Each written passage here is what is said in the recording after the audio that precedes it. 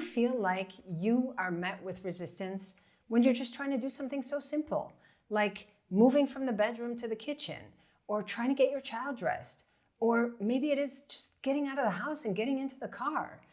Those situations can create turmoil for your child.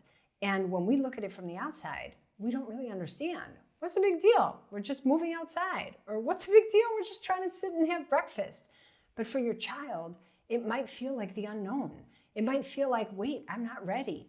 Nobody told me this was going to happen. And so what is it that we can do in order to help facilitate transitions for our children without having massive meltdowns? In this video, we're going to talk about the quiet nights philosophy, which is basically we're going to put attention on who it is that we are and what it is that we do. So we really are human beings and human doings. And together, that makes up the ideal parent that we want to be in order to show up for a child as the source of stability.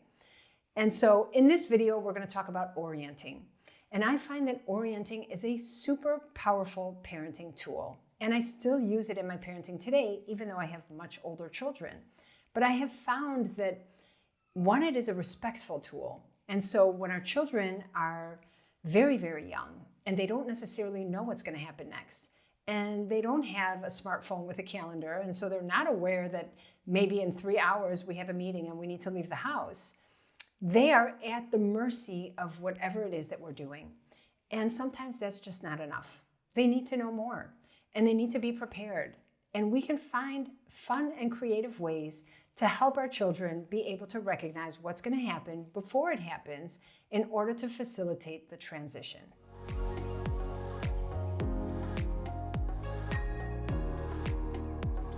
Today's video is actually a continuation of last week's video on tantrums. And we talked about what a tantrum is.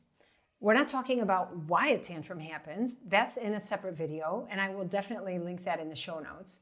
But if you remember from last week's video, what is a tantrum? A tantrum is system overload and system overwhelm. When our bodies are taxed beyond what we are capable of coping with, that creates a sense of overwhelm. And sometimes that can end up in a tantrum. And so what is it that we can do to help our children not feel overwhelmed? When we talk about orienting, we want to recognize that creating rhythms, routines, a sense of predictability around what's going to happen before it happens removes all of the turmoil and stress that we would be facing had the child not been prepared ahead of time. Let's talk about how we can orient our children. How can we create rhythms? And how can we create predictability? Of course, this is going to make a difference depending on your child's age. So if we're dealing with a little baby, it might just be enough to let your child know what's going to happen before it's happening.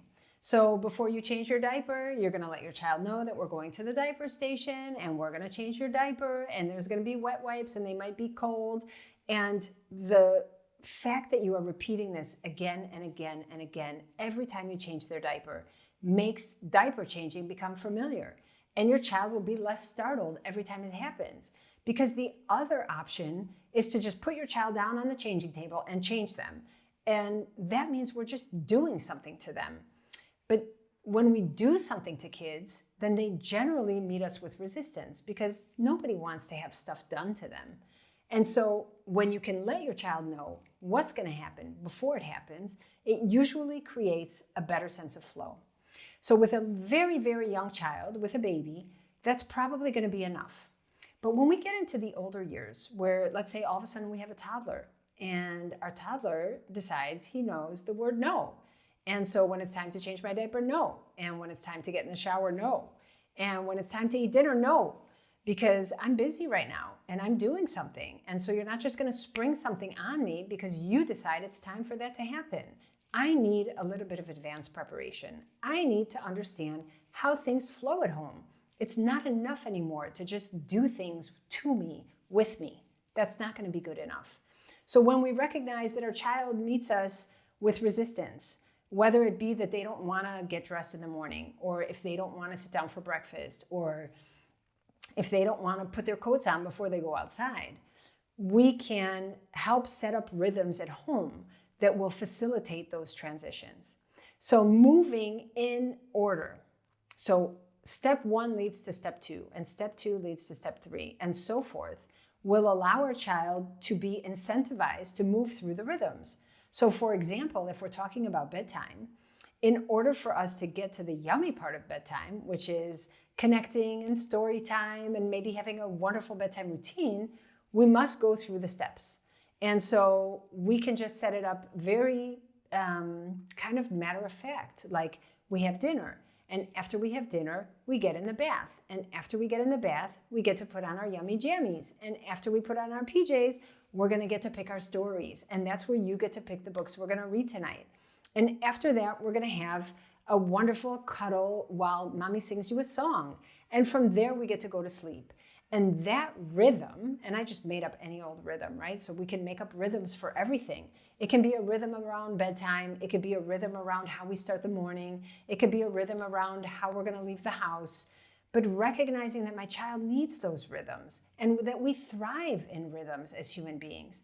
And so when you set up those rhythms for your child, all of a sudden it's less of an expectation, because if your child says to you in the morning that he does not want to get up and he does not want to get dressed, he just wants to stay and play with his toys, but at the same time he's hungry and he wants breakfast. Well, of course we can have breakfast. Let's just hurry up and get dressed, because after we get dressed, then we move to the kitchen. And all of a sudden, getting dressed becomes the incentive for having breakfast. And so it's not so much about trying to convince your child to do something. It's just the natural sequence of events that allows us to flow through the day. And so think about how you set up those sequences and how you set up those rhythms, because you have so much, you have such an ability to be able to create rhythms that will be facilitating your child moving through the steps. Just recognizing, what does your child like? So maybe part of what your child likes is a morning routine.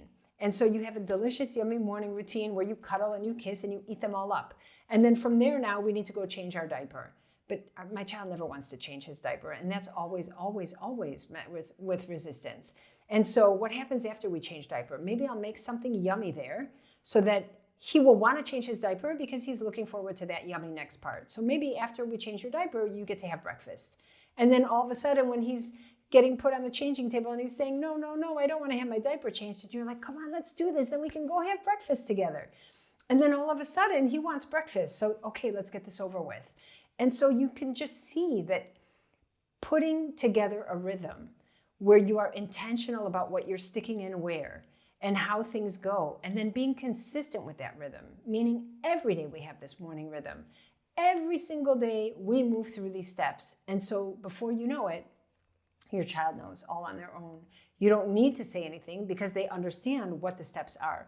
And when there's a little bit of resistance, which is normal, we just move right back into orienting them around the rhythm. It's like, you know you want to have breakfast now. Let's just hurry up and get this done so we can go have breakfast.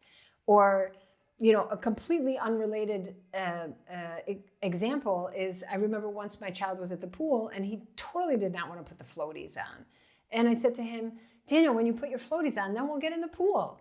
And he was pouting for, I think, a good 5 or 6 minutes before I had said that. And it was just enough for me to say to him, when you put your floaties on, you can get in the pool. He was like, put the floaties on me, Mom. I want to get in the pool. So sometimes we have to be creative. And sometimes it's not going to be so fun like going to the pool. But we can stick in parts of the rhythm that will be incentivizing for our child. And so, for example, I know that my daughter really hated being put in the car seat, and leaving the house was always really, really difficult. But if I told her that she could buckle the buckle, even though sometimes it took way too long, but if I told her she could buckle the buckle, she was all about putting her shoes on. But just that in and of itself, it was like, what can I incentivize her with? And don't always use food. Because sometimes we fall into that. It's like, well, if you do this, I'll give you a cookie. But that's not what I'm talking about. I'm not talking about bribing our children into doing things by giving them food or by giving them some sort of privilege. It's more just the natural steps. So when we do this, then this happens. And then when you do that, the next thing happens. And this helps facilitate movement. And this becomes the rhythm of the house. And so these rhythms are rhythms that repeat themselves again and again and again until they become familiar. And once we are in the familiar, we're fine because we know what to expect. And of course, I'm not going to walk outside without breakfast. And of course, I'm not going to be in the car seat if I didn't have my diaper changed, because that's just the way that we do things. And when things become very natural and very rhythmic, they become predictable. And when they're predictable, it makes us feel safe, and then we can count on that. So I'm inviting you to consider setting up rhythms for your little one, and just simple rhythms around resistance. So if you notice that every time you come home from daycare, there's resistance, you'll set up a rhythm around that. If you notice that every morning getting just to the breakfast table is met with resistance, you probably want to create a rhythm around that. And I think that you can use these rhythms throughout the day for whatever you recognize repeats itself. So it's not even necessarily around resistance. It's more becoming proactive around how you can prevent situations from becoming difficult, because, well, we all know that we can't drive if we're not buckled. It's just natural. That's just what we do. And so when you buckle, we're going to drive. And when we're driving, I don't know where we're going, but we're probably going home, and then you get to play with your toys when we get home. So let's hurry up and get in the car seat. And that will help facilitate your child without you pushing back at them. Because that's what we do, right? We're met with resistance, and then we push back at our child, and then they just push back at us, and then we push back at them, and then we leave exhausted from that whole situation. And so as opposed to pushing against them, we want to come alongside them. And when we come alongside them by creating rhythms, we can help the situation move in flow. Now, when we're talking about an older child, we have so much more influence because we can use visuals. And this is something that I use in my practice all the time. And it is so super powerful. I feel like it gives a child a sense that somebody sees me and somebody understands me. And it's not just that things have to happen because they have to happen, but rather someone's taking the time to explain it to me. And somebody recognizes that I'm not just this baby or not just this little kid, but that I'm actually a small human being. And that as a small human being, I can also connect the dots. And I can understand what you're saying and then apply it to what's happening in real time. So for example, I have a family that I'm working with right now where their child has always been a wonderful sleeper. I mean, a fabulous sleeper. Since we started working together, they've been sleeping their nights and they've been going down for their naps and everything was just fine. And recently, at about the age of 2.5, the mom is being met with resistance. And the child is waking up early in the morning, around 4:30, and really becoming defiant about not wanting to go back to sleep. And she said to me, look, I feel like every time I go in, I make it worse. So what do you say? Should I just stay out of the room? Do you think it's best for me to just not show up? And I said to her, honestly, no, not at this age. Absolutely not. He's 2.5 and he understands. You cannot just not show up. That doesn't make any sense. From 4:30 until morning is way too long. And so I think what's better is that we treat him with respect and that we explain to him what's going to happen before it happens and that we show him what's going to happen before it happens. So what we did was we made a simple orienting book. We created orienting cards around what's going to happen when it happens. So we created pictures. You can use any kind of program you want. You can use ChatGPT. You can use Canva. You can get very creative with this. I suppose you could even use Instagram posts. Create 4 or 5 different cards letting your child know what the steps are. So here for bedtime, we had a picture of them reading a story before bed. Then we had a picture of him sleeping in the dark. Then we had a picture of him awake, standing up in his bed in the dark. And then we created another card where he went back to sleep in the dark. And then it was morning and everybody was hugging with the sun shining. And every night before her child went to sleep, she sits down with him. They have, I think, 2 or 3 books that they read. And after the books, she'd pull out the little book that she made for him.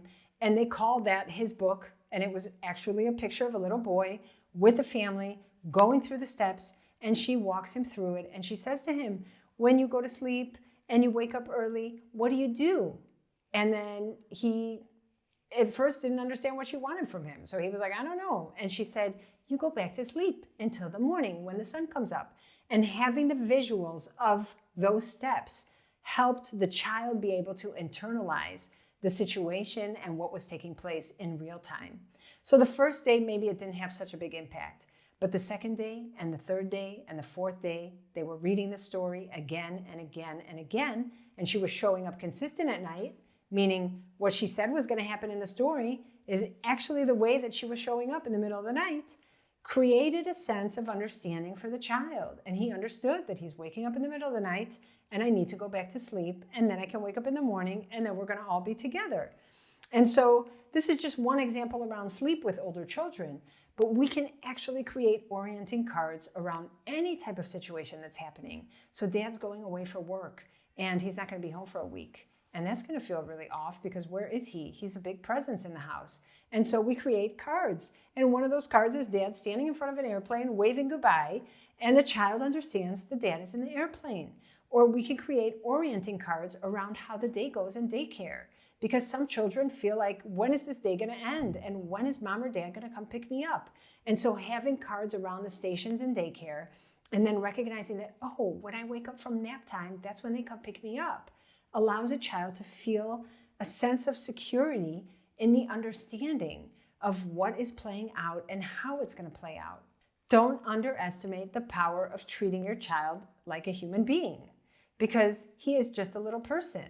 And just because he's little doesn't mean that he doesn't feel nervous around situations or feel unsure around situations, or maybe even kind of doesn't like the unknown. And so letting them know what's going to happen and then showing up in real time, reinforcing what you taught them, helps them feel more safe and secure. Remember that we put focus on who you are going to show up as and what you are going to do. So we understand that what you're doing is using orienting as a way to facilitate your child moving through the steps. We understand that something else that you're doing is speaking through the steps as you're going through the steps so that your child understands to put the words with the actions. But we also want to remember that it's not just about what we're doing, because all too often we get sucked into the world and sucked into our marathon of life, and we just get into the doing, and we forget about how we're being, and we forget about how we're showing up. And that's very important with our children because they actually pick up on our energy more than what we're saying. And so if you are doing what you're doing, but you are frazzled or you are nervous or you are stressed, that's what's really gonna be perceived more than what you're doing. So putting focus on who it is I want to be in this moment. How do I want to show up? When I'm orienting my child through the steps, how am I doing that? Am I doing it with patience? Does he have the opportunity to flip back in the book and look back at the cards so that he can actually properly internalize what I'm trying to say to him? How am I showing up when he's having a hard time moving through the steps? Can I be with that hard time? And can I just take a moment to remind him, you remember, before we're going to sit for breakfast, we must change your diaper so that you're clean and it's going to feel so nice for you. And so putting focus on who you are together with what you're doing is going to make all the difference in that parent-child dance or the parent-child dynamic, which is really the ultimate feedback loop for you. The ultimate feedback is not what somebody says. And the ultimate feedback is not what you just read in the latest book or saw in the latest Instagram post or whatever your friend was just talking about that, they're now going into this XYZ parenting. It's more you and your family dynamic. So many times I'm asked that question, like, could this be right? Could this be the way that things should be done? Dorit, what do you think? Do you think I should do this? Because I understand now that this is what's actually the right thing to do. And I say, let's leave that to the side and let's focus inward. Let's look at your family. Let's look at your family dynamic. Let's see how things are playing out for you. Because if you feel like things are flowing at home, and if your child is content, and if you feel like you've got this, then everything is fine. And nobody can tell you otherwise. And no other parenting philosophy or skill or tactic is right for you. Because what you're doing is working for your family. So instead of looking outward and trying to see if this is the right thing to do, I'm suggesting you turn inward and you check in with your family and your family dynamic. Is it working for you? Is it fluid? Is your child happy? Are things moving along just so? Because if so, then what you are doing is the right thing for you. I'm going to leave you with that for this video. I hope that this was insightful. I'm super curious to hear your comments. Please share with me how things are going for you. If there are certain topics you would prefer that I talk about and I haven't touched on them yet, feel free to leave a comment below. And if you are interested in working with me, I invite you. I now have a Quiet Night challenge that is starting at the beginning of the month. You can come and join me for 4 days. We're going to have live Q&A, talk about your situation sessions before the live teaching, and then we'll have an hour of live teaching every single day. It's going to be wonderful. It's going to be fabulous. We're going to get everybody sleeping again so that you can feel like you show up as your best self in the morning. Thanks for being with me. I'll see you next time.